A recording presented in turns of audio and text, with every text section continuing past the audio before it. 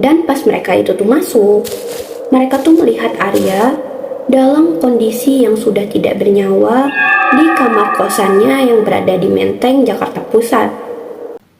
Halo semuanya, selamat datang di Kalisa Channel. Jadi, di video aku kali ini aku akan berbagi cerita ke kalian semua tentang salah satu kasus yang lagi viral dan rame belakangan ini, yaitu kasus tentang diplomat Kementerian Luar Negeri yang bernama Arya Daru Pangayunan. Kalian mungkin udah nggak asing lagi sama kasus ini.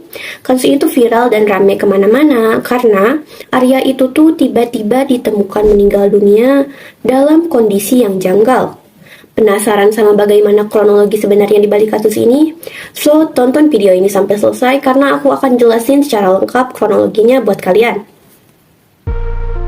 Kronologi kasus diplomat Arya.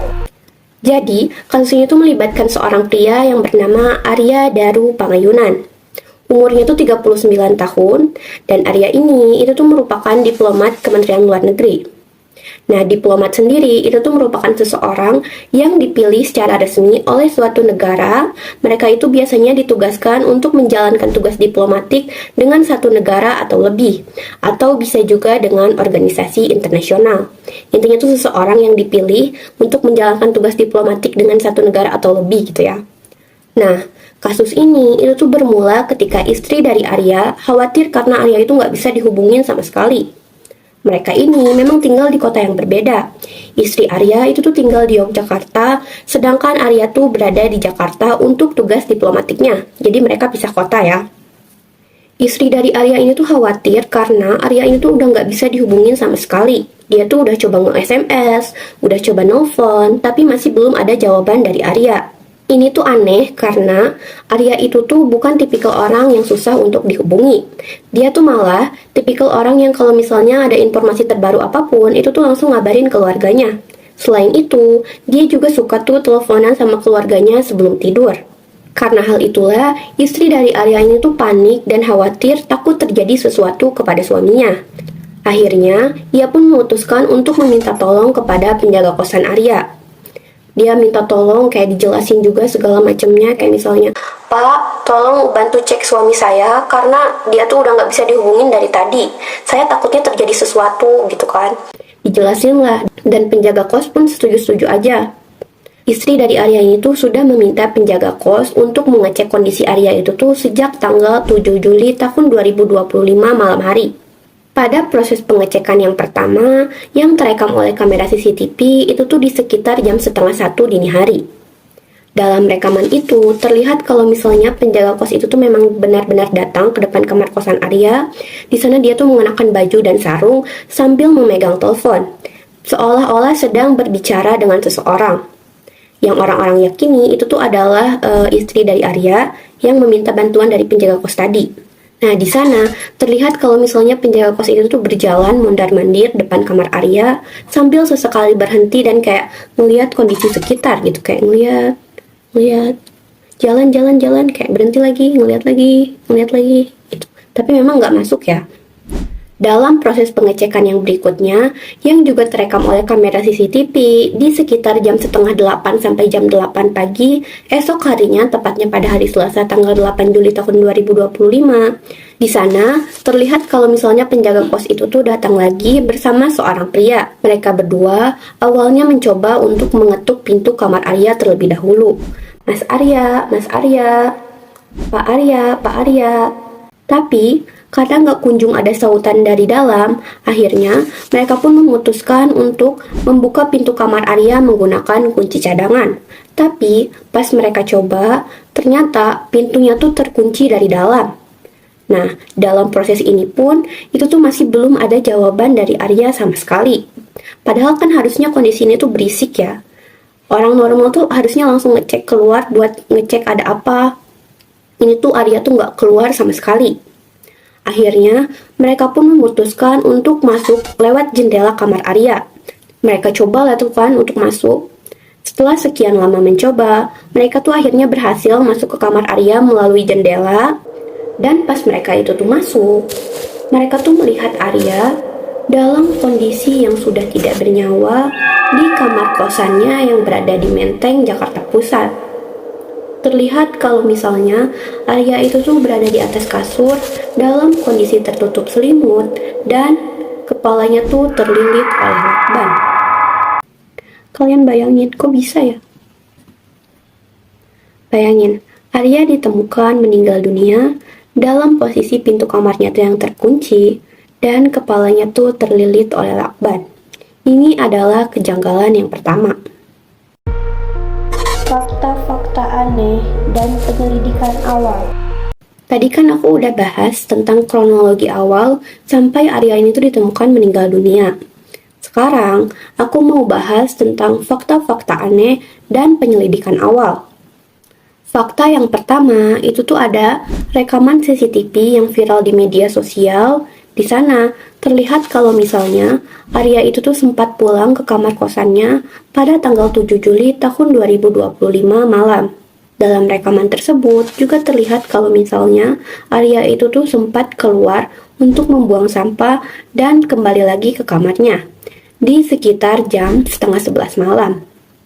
Nah, fakta yang kedua itu tuh adalah setelah penyelidikan ini tuh berlangsung, polisi tuh menemukan obat sakit kepala dan obat lambung di kamar Arya.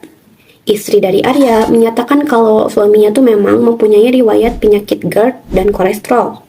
Nah, dalam proses penyelidikan awal ini juga terungkap kalau misalnya tidak ada barang yang hilang sama sekali di kamar kosan Arya. Kemudian, fakta yang ketiga itu tuh adalah hasil visum luar menunjukkan kalau misalnya tidak ada luka kekerasan sama sekali di tubuh Arya ini. Fakta yang keempat itu tuh adalah setelah pemeriksaan terungkap kalau misalnya sidik jari yang berada di lakban yang melilit Arya itu tuh adalah sidik jari milik Arya sendiri. Sampai sini, orang-orang tuh berspekulasi tentang apa yang sebenarnya terjadi kepada Arya ini. Kalau misalnya dia itu tuh mengalami pencurian atau perampokan, harusnya ada barang yang hilang. Ini tuh nggak ada sama sekali. Kalau misalnya dia itu tuh mengalami pembunuhan, kenapa tidak ada sidik jari orang lain sama sekali? Dan kenapa juga pintu kamar kosnya tuh terkunci dari dalam? Akses keluar juga sangat sulit. Orang-orang tuh mulai bertanya, kalau misalnya ini pembunuhan, bagaimana ini tuh bisa terjadi? Kalau misalnya ini tuh adalah bunuh diri, ini tuh nggak masuk akal juga karena gimana bisa orang tuh melilitkan lakban ke kepalanya sendiri dalam kondisi yang rapi dan rapat. Jadi menurut keterangan beberapa orang disebutkan kalau misalnya memang lakban yang berada di kepala Arya ini tuh dalam kondisi yang rapi dan rapat. Gimana caranya orang itu tuh bisa ngelilit diri dia sendiri sampai mati? Harusnya baru setengah jalan aja otak tuh udah langsung ngasih sinyal buat ngelepasin diri kan? Kalau misalnya bukan Arya yang melakukan itu, terus siapa?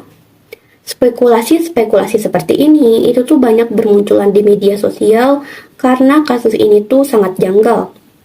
Kriminolog dari UGM juga menduga adanya tanda-tanda pembunuhan dalam kasus ini, seperti kemungkinan kalau misalnya Arya itu tuh dibius terlebih dahulu, baru kemudian dililit oleh lakban. Siapa Arya sebenarnya dan dugaan motif kematian Arya? Tadi kan aku udah bahas tentang fakta-fakta dan penyelidikan awal. Sekarang, aku mau bahas tentang siapa sebenarnya Arya itu tuh lebih lanjut dan kemungkinan dibalik motif meninggalnya Arya ini. Nah, Arya sendiri itu tuh merupakan pegawai Kementerian Luar Negeri sejak tahun 2014. Selama 5 tahun terakhir, Arya itu tuh bertugas di Direktorat Perlindungan Warga Negara Indonesia. Sebelumnya, Arya ini tuh sempat bertugas di Timur Leste dan Argentina. Nah, sampai sini itu tuh ada orang yang berspekulasi tentang keterkaitan antara kematian Arya ini dengan kasus TPPO atau tindak pidana perdagangan orang. Kenapa hal ini tuh dikaitin? Karena salah satu tugas dari Arya yang merupakan bagian dari Direktorat Perlindungan Warga Negara Indonesia itu tuh adalah mendampingi proses pemulangan warga negara Indonesia korban TPPO atau tindak pidana perdagangan orang. Maka dari itu, publik tuh berspekulasi bahwa sebelum kematiannya, Arya ini tuh sempat terlibat dalam penanganan kasus TPPO di Kamboja. Namun, hal ini tuh langsung ditepis oleh pihak Kementerian Luar Negeri yang meminta publik jangan mengaitkan hal ini dengan kasus Arya. Mereka meminta publik tuh bersabar dan menunggu hasil akhir penyelidikan. Hingga sekarang, hasil otopsi lengkap tuh belum diumumkan juga. Penyelidik Polda Metro Jaya itu tuh masih menunggu untuk membuktikan apakah kasus ini tuh merupakan kematian yang alami atau kematian yang tidak wajar. Polisi juga mengatakan akan ada pemeriksaan lab forensik lagi guna membongkar semua fakta. Apapun jawabannya, kita tuh masih harus menunggu sampai hasil otopsi ini tuh keluar, karena hanya itulah yang bisa membongkar semua misteri ini. Oke, jadi itu dia tadi kasus tentang diplomat Kementerian Luar Negeri yang bernama Arya. Gimana menurut kalian kasus ini? Silahkan tulis di kolom komentar. Tulis juga di kolom komentar kalau misalnya kalian tuh punya spekulasi tentang kasus ini. Jangan lupa like, komen, dan subscribe jika kalian suka dengan kasus-kasus serupa. Tulis juga di kolom komentar kasus mana lagi yang harus kita bahas ke depannya. Oke, see you in the next video. Bye-bye.